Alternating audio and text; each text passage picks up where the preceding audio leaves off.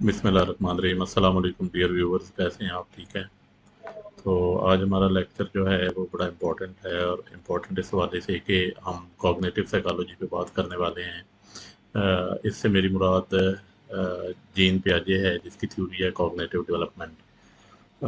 Gene पियाजे बुनियादी तौर पे एक स्विस बायोलॉजिस्ट था, जिसने बॉर्न इन 1896 में पैदा हुआ। 1920 में इसने खुद को एसोसिएट किया बीने की लेबॉर्ट्री, जो साइकोलॉजिकल टेस्टिंग की लेबॉर्ट्री उसने बनाई थी उसमें। लेकिन इसका थोड़ा बहुत इख्तलाफ स्टार्ट हो गया कि बीने जो था वो टेस्ट इंटेलिजेंस, बच्चों के इंटेलिजेंस टेस्ट जो डेवलप कर रहा था, उस पे इसका उसके साथ इख्तलाफ हुआ। तो उसने क्या काम किया कि उसने खुद से जो है वो चीज़ों को करने की कोशिश की। तो कहा जाता है कि उसने अपने घर में अपने 3 बच्चों पे कुछ कॉग्निटिव डेवलपमेंट पे उनकी तजर्बात की अपनी मिसेज के साथ मिलके। तो ये जो हमारे सामने जो थ्योरी है कॉग्निटिव डेवलपमेंट, ये बुनियादी तौर पे ऑब्जर्वेशन है उसकी, उसके अपने बच्चों के बारे में, जिससे इस थ्योरी ने जन्म लिया है। तो जीन पियाजे जो था, उसने बुनियादी तौर पे एक थ्योरेटिकल फ्रेमवर्क जो दिया, एक कॉग्निटिव फ्रेमवर्क जिसे हम बोलते हैं, उसमें उसने दो चीज़ों को बहुत ज़्यादा इंपॉर्टेंस दी। नंबर 1 है कॉग्निटिव स्ट्रक्चर, नंबर 2 है कॉग्निटिव फंक्शनिंग। जब हम कॉग्निटिव स्ट्रक्चर की बात करते हैं तो उसमें उसने कहा कि बुनियादी तौर पे बच्चा 4 स्कीमास इननेट या इनबिल्ट लेके पैदा होता है। 4 स्कीमास होते हैं जो उसके इनबिल्ट होते हैं, जो बच्चा लेके पैदा होता है। For example, sucking, looking, reaching and grasping. Crying, looking, sucking and grasping, ये 4 स्कीमास हैं जो एक बच्चा लेके, ये उसकी इंस्टिंक्ट एबिलिटी होती है जो बच्चा एक लेके पैदा होता है। और उसके बाद आ जाता है कॉग्निटिव फंक्शनिंग। कॉग्निटिव फंक्शनिंग में असिमिलेशन, अकोमोडेशन, इक्विलिब्रेशन और organisation.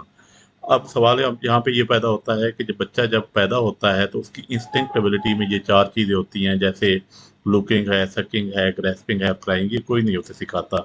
But one thing is very clear कि बच्चे की इननेट एबिलिटीज़ होती हैं, और ये इननेट, ये जो कॉग्निटिव स्ट्रक्चर है इननेट एबिलिटीज़ का, ये कॉग्निटिव स्ट्रक्चर जो है ये बच्चे को गाइड करता है उसके कॉग्निटिव फंक्शनिंग की तरफ। तो कॉग्निटिव फंक्शनिंग में जो सबसे पहली चीज़ है वो होती है असिमिलेशन। असिमिलेशन से क्या मुराद है? असिमिलेशन से यहाँ बड़ा सिंपल मुराद है कि incorporation of new information into existing knowledge. इसकी मैं ऐसे एक मिसाल देता हूँ आपको। असिमिलेशन में यह है कि एक बच्चा जब खिलौने से खेल रहा होता है तो वो क्या करता है कि खिलौने को पकड़ के अपने मुंह में डालने की कोशिश करता है, उसे सक करने की कोशिश करता है। ये उसकी असिमिलेशन है, क्योंकि सकिंग उसके कॉग्निटिव स्ट्रक्चर में मौजूद एक चीज़ है जिसकी बेस पे उसने अपनी न्यू इन्फॉर्मेशन को एग्जिस्टिंग नॉलेज के साथ इनकॉर्पोरेट कर लिया है। अब इससे अगला स्टेप क्या होता है बच्चे का कि जब वो असिमिलेट कर लेता है चीज़ों को, तो फिर अगले लेवल पे वो अकोमोडेट करता है। जैसे खिलौना है बच्चे के पास और वो खिलौना थोड़ा सा बड़ा होता है, हैवी होता है, वो उसको नहीं उठा सकता, तो कोशिश तो वो करता है उठाने की। जब उससे नहीं उठाया जाता तो या तो वो उसको परे धकेल देगा, उससे खुद को डिटैच कर लेगा, तो या उसके साथ वहीं पे खेलना शुरू कर देगा। इसका मतलब ये हुआ कि अब एक नई सिचुएशन क्रिएट हुई। नई सिचुएशन क्या थी कि वो टॉय जो थोड़ा सा हैवी था वो उसको उठा नहीं सका। तो अब जब उठा नहीं सका तो उसने न्यू एक्सपीरियंस किया कि उसको उसने धकेल दिया साइड पे, और उसने कहा कि मैं इसके साथ नहीं खेलता, मैं किसी और चीज़ के साथ खेलना शुरू कर देता हूँ। तो इसे हम बोलते हैं अकोमोडेशन। यानी बच्चा जब एक नई सिचुएशन को फेस करता है तो उसके मुताबिक अपने आप को एडजस्ट कर लेता है, तो उसको हम अकोमोडेशन का नाम देते हैं। और ये अकोमोडेशन अब थर्ड लेवल पे जाती है इक्विलिब्रेशन की तरफ। A mechanism that propose to explain how children shift from one stage of thought to another. यानी एक स्टेज ये थी कि उसने उस खिलौने को उठा के अपने मुंह में डाल लिया, तो ये उसकी एलिमिनेशन थी। जब वो खिलौना थोड़ा सा हैवी था, वो उसे नहीं उठा सका, तो उसने उसके साथ खेलना छोड़ दिया, अपनी तवज्जो कहीं और मरकूज कर दी, तो ये उसकी अकोमोडेशन थी।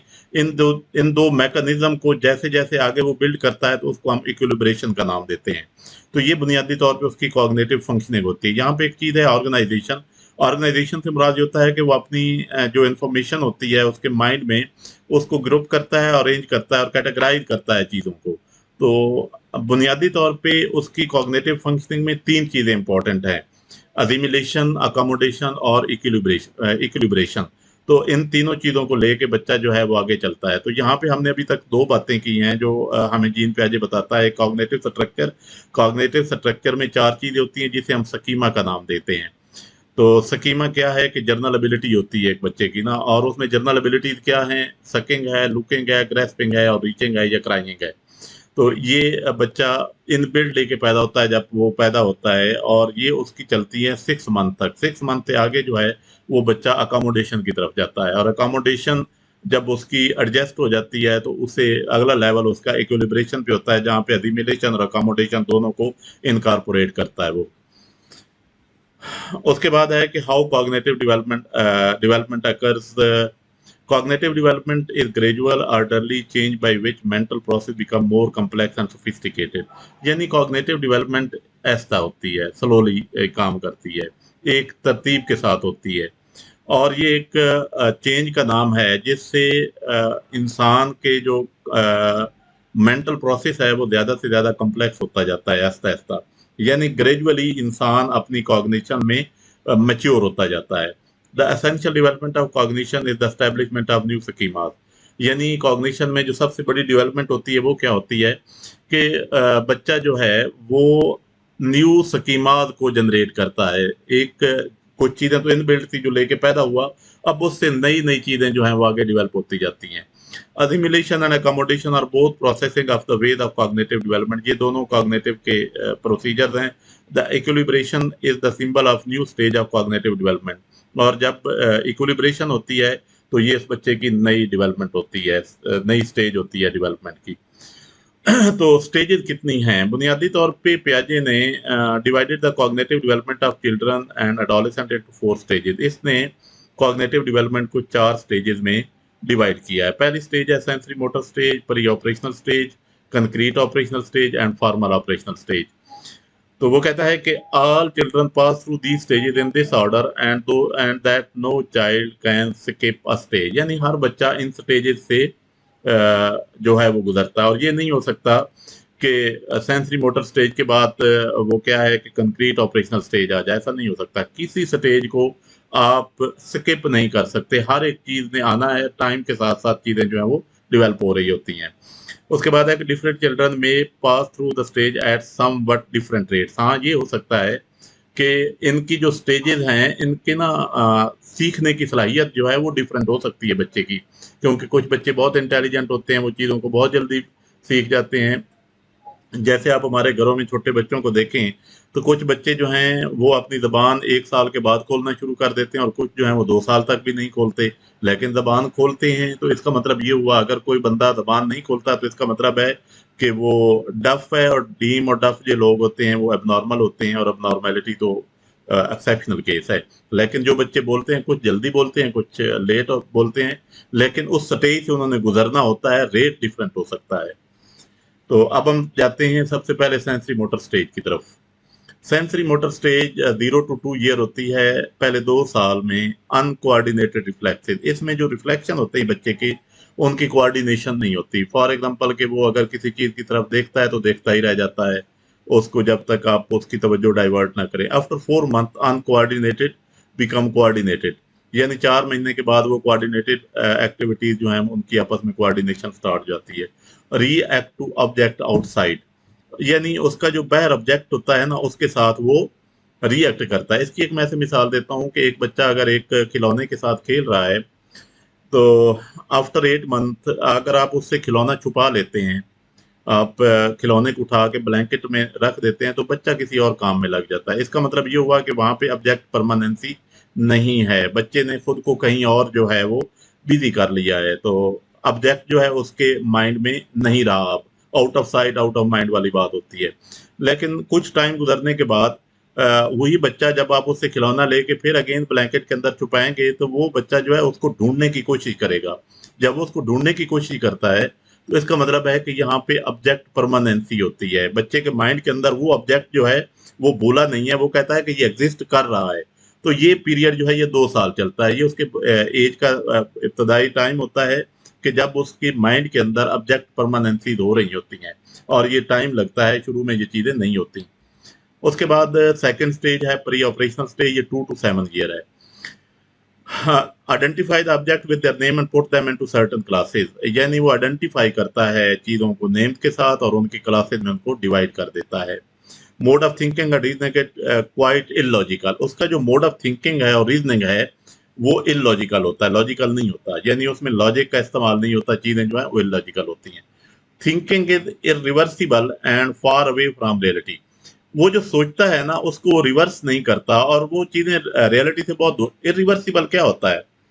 एक होता है रिवर्सिबल, एक होता है इरिवर्सिबल। रिवर्सिबल क्या होता है? रिवर्सिबल मैं आपको समझा दूं तो इरिवर्सिबल की आपको खुद समझ आ जाएगी। मतलब एक बच्चा है, उसे कहें कि आपके कितने भाई हैं, तो वो कहता है जी मेरा एक भाई है। तो उसकी ये थिंकिंग जब ये चेंज होता है कि वो ये कहना शुरू कर दे कि मेरे भाई का भी एक भाई है, तो ये उसकी इरिवर्सिबल थिंकिंग है, यानी वो अपने आप को भी सोच रहा है और अपने भाई को भी सोच रहा है। एक स्टेज बच्चे की शुरू में स्टेज ये होती है कि वो कहता है कि मेरा एक ही भाई है, बस मेरा एक भाई है, वो ये नहीं कहता कि मेरे भाई का भी एक भाई है। This is called irreversible thinking. और इसमें बच्चा जो है वो ईगो सेंट्रिक थिंकिंग होती है। बच्चा जो है वो बहुत ईगो होता है, वो हर वो चीज जो वो जिद करता है वो लेना चाहता है। आपने बचपन में बच्चों को देखा होगा कि वो जिस चीज के लिए वो कहें कि हमने लेनी है, उन्हें ये नहीं पता होता है कि उनके पेरेंट्स के पास ये चीज लेने के लिए कैपेसिटी है नहीं है। वो जिद करते हैं, वो कहते हैं कि हमने ये चीज लेनी है, तो इसे ईगोसेंट्रिक थिंकिंग कहते हैं। और इसके बाद वो कहता है कि हम प्री ऑपरेशनल स्टेज को फर्दर दो हिस्सों में तकसीम करते हैं। एक है सिंबॉलिक थॉट 2 to 4 ईयर और एक इंट्यूटिव थॉट है 4 to 7 ईयर। अब इसमें सिंबॉलिक थॉट क्या है? The ability to present an object that is not present, symbolic thinking is increased. यानी इसमें बच्चे की सिंबॉलिक थिंकिंग जो है वो बढ़ना शुरू हो जाती है। वो ऐसी चीज़ों के बारे में भी सोचना शुरू कर देता है जो कि एग्जिस्ट नहीं कर रही होती। और इसमें बच्चा इगोसेंट्रिक बहुत ज़्यादा होता है, यानी वो खुद मनवाने की बहुत ज़्यादा कोशिश करता है। सेकंड वन है intuitive thought. Children begin to use primitive reasoning and want to know the answer to all sorts of question. यानी इसमें बच्चा जो है उसकी रीजनिंग की इब्तदा होती है और वो हर एक सवाल का जवाब चाहता है। They seem so sure about their knowledge but are unaware of how they know what they know. वो अपने नॉलेज के बारे में श्योर तो होते हैं लेकिन वो ये नहीं जानते कि ये हमें कैसे मिला है। इसकी एक मिसाल अमूमन जो एस के मैंगल ने अपनी बुक में भी दी है, वो मिसाल ये है कि फॉर एग्जांपल 1 लीटर पानी जो है वो आप 2 जार में डालें। एक जार जिसका पेंदा जो है वो ज़रा वाइड है और एक का पेंदा कम है, तो जिसका पेंदा कम है डेफिनेटली उसका वॉल्यूम जो है वो बड़ा नज़र आएगा। अगर आप बच्चे से पूछेंगे कि किस जार में पानी ज़्यादा है, तो वो आपको वो वॉल्यूम बताएगा जो वॉल्यूम ज़्यादा मीन जिसका पेंदा कम है, लेकिन था तो दोनों में क्या कहते हैं कि 1 लीटर ही पानी। लेकिन बच्चे की यहाँ पे जो वो इंट्यूटिव चीज़ों को जो है वो रीजनिंग उसकी क्रिएट करना चाहता है और उसकी रीजनिंग ये होती है कि चूंकि इसकी लेंथ ज़्यादा है तो इसलिए ये ज़्यादा लग रहा है। उसके बाद है कंक्रीट ऑपरेशनल स्टेज। इस ये थर्ड स्टेज होती है। इसमें बच्चा कंसेप्ट ऑफ रिवर्सिबिलिटी, जो मैंने बताया कि इसमें बच्चा जो है वो कंसेप्ट ले लेता है कि मेरा एक भाई है तो मेरे भाई का भी एक भाई है, यानी उसका कंसेप्ट रिवर्स होता है, अपने बारे में भी सोचता है दूसरों के बारे में। रिस्पॉन्ड टू इन्फर्ड रियलिटी, और वो चीज़ों को इन्फर करना शुरू कर देता है। और उसके बाद सीरिएशन है। सीरिएशन को मैंने आगे थोड़ा सा एक्सप्लेन किया है कि एबिलिटी टू सॉर्ट ऑब्जेक्ट्स और situation according to any characteristic such as size, colour, shape और टाइप। यानी वो चीज़ों को सॉर्ट आउट करता है उनके कलर के मुताबिक, उनके साइज के मुताबिक, शेप के मुताबिक और उनकी टाइप के मुताबिक चीज़ों को सॉर्ट आउट करना शुरू कर देता है। और उसकी थिंकिंग जो है वो ऑब्जेक्टिव और लॉजिकल होती है, वो चीज़ों को लॉजिकली सोचना शुरू कर देता है, क्लासिफिकेशन करता है चीज़ों की। और उसकी थिंकिंग अब्स्ट्रैक्ट होती है, यानी अब वो हाइपोथेटिकली सोचना जो है शुरू कर देता है। नो लॉन्गर ईगोसेंट्रिक, वो अब ज़्यादा देर ईगोसेंट्रिक नहीं होता, वो दूसरे की बात भी सुनता है, रीज़न भी जानता है कि अगर मेरे पापा मुझे ये चीज़ लेके नहीं दे रहा है तो उसकी कोई ना कोई रीज़न होगी, वो चीज़ें सुनना शुरू कर देता है। उसके बाद है able to carry out complex operation. तो कम्प्लेक्स ऑपरेशन जो है उनको भी, यानी कोई काम है, मुश्किल काम है तो उनको भी करना शुरू कर देता है। उसके बाद है फॉर्मल ऑपरेशनल। ये 11 से 15 साल की उम्र में होती है। इसमें children thinking began to develop into the form that is characteristic of adult. इसमें बच्चा ऐसे सोचना शुरू कर देता है जैसे वो बड़ा हो गया है, अब ना अडल्ट हो गया है। हाइपोथेटिकल कंडीशन होती है, लॉजिकल थिंकिंग होती है, the ability to reason about questions and condition. that have not been experienced. The ability to reason about situation, यानी वो सिचुएशन के बारे में रीजनिंग करता है, और वो ऐसा कोई काम नहीं करता जो एक्सपीरियंस नहीं होता, यानी हर एक चीज के बारे में वो एक्सपीरियंस करने की कोशिश करता है। Ready to construct relationship between concrete operation and symbols, यानी वो कंक्रीट और सिंबल के दरमियान रिलेशनशिप कंस्ट्रक्ट करता है। मीन हाइपोथेटिकली जब उसकी थिंकिंग होती है तो जो उसके माइंड में होता है और जो उसके सामने मौजूद होता है, उनके दरमियान वो कंक्रीट और अब्स्ट्रैक्ट के दरमियान जो है वो चीज़ों को रिलेशनशिप जानने की कोशिश करता है। अब हम जाते हैं कि इस थ्योरी की एजुकेशनल इम्प्लीकेशन, कुछ इंपॉर्टेंट पॉइंट मैंने सॉर्ट आउट किए हैं, तो इनको मैं आपके सामने डिस्क्राइब कर देता हूँ। तो इसमें पियाजे interpreted and defined intelligence in practical way, यानी उसने इंटेलिजेंस को प्रैक्टिकल वे में हमारे सामने इंटरप्रेट किया है। From birth to onward individuals strive to survive and seek adjustment with the environment. और ये तो हकीकत है कि बच्चा जब पैदा होता है और जब बड़ा होता है तो वो अपनी सर्वाइवल और अपनी एडजस्टमेंट के बारे में ही स्ट्रगल करता रहता है। आगे चल के वो कहता है कि पियाजे theory has highlighted the importance of drive and motivation in the field of learning. तो इसमें मोटिवेशन का फैक्टर जो है वो उसने शामिल किया है। It provides valuable information advice on curriculum planning and structuring the scheme of studies, यानी जब हम स्कीम ऑफ स्टडी बनाते हैं तो इसमें हमें वैल्यूएबल इंफॉर्मेशन मिलती है कि हमने बच्चे की थिंकिंग के मुताबिक किस लेवल पे कितना करिकुलम जो है वो देना है बच्चे को।